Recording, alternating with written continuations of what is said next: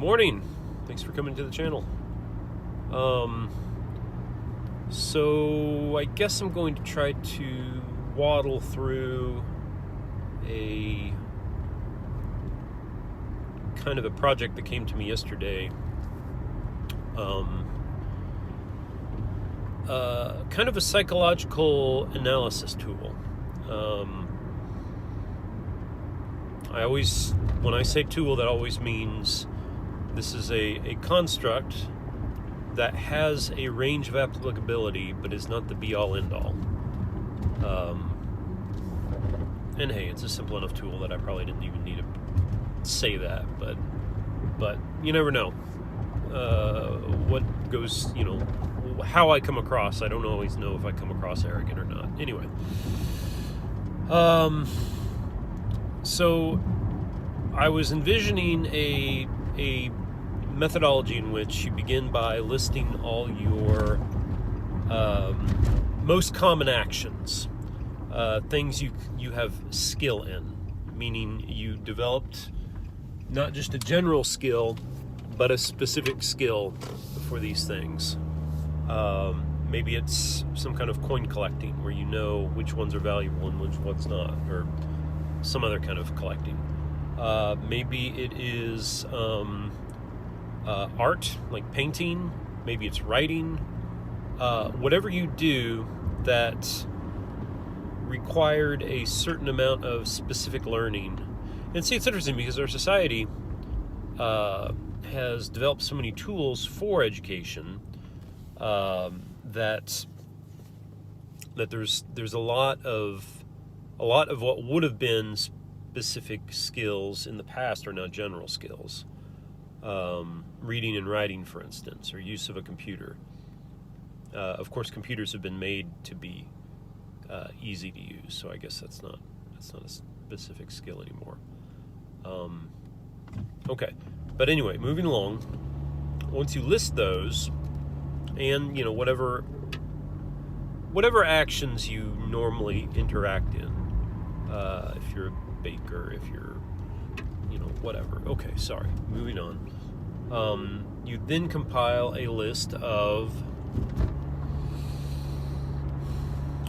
what motivates you to do those things.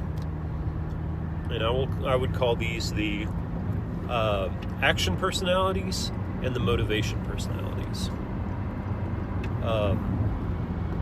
And once you have those, I would suggest, and once you order them together and kind of show how they relate, kind of mind map them together, I don't know if I have a specific principle there.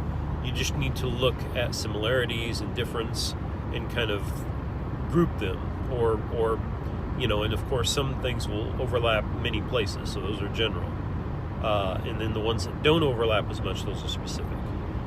And once you've done that, then you, I think, have a method or a suggestion of, whatever spots grouped together. Then you have something like a personal archetype. So there's general archetypes that, you learn unconsciously or otherwise through the culture. The hero myth, the mother, the husband, the father, the dad, the whatever. I guess I said father already. Anyway,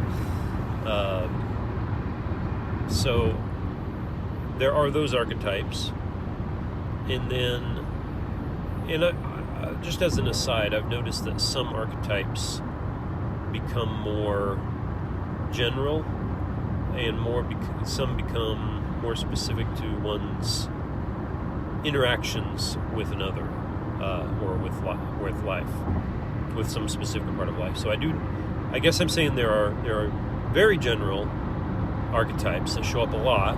There's specific general archetypes that almost everybody has, but they don't show up as much. And then there are personal ones that are very idiosyncratic, symbolic representations of some characteristic within oneself. So being able to sketch that or have an artist sketch it, someone who has skilled in doing so, can be a powerful thing, I think. I think if we could develop a methodology of teaching people how to do these character archetypes of the different characters within a person, that could be a very powerful personal tool towards individuation. And, ideally you would also archetype out or sketch out the shadows, and then you would have some kind of sketch of the person themselves, which would be a very complicated thing because it would have to integrate all their different personalities. And this thing would change over time, right? Especially as one integrates the shadow, because then you will have dark forms that become light forms, right? And I would suggest that the shadow is... I don't think you can ever fully integrate the shadow. I think you can majority integrate it so that the shadow is small and slivered. I'm going to speak of one more thing, because I want to externalize it. And that model is pretty much... okay, I'll say one more thing. That is that this methodology could be applied not only to an individual, but to a group, that you can sketch out the externalizations of action that people have and the externalizations of their motives. Sorry, man, I'm tired.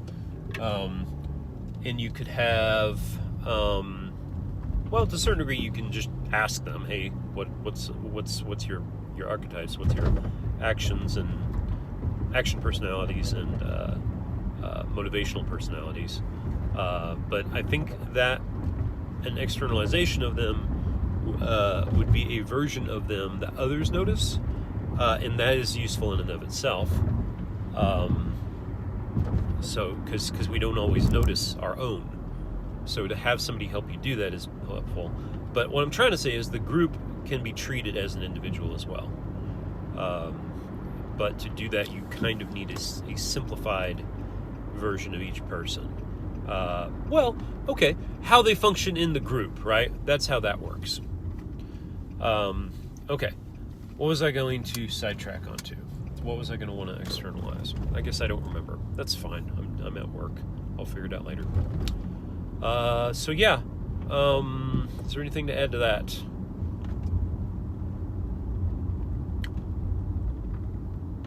I guess not. Okay. Thank you very much.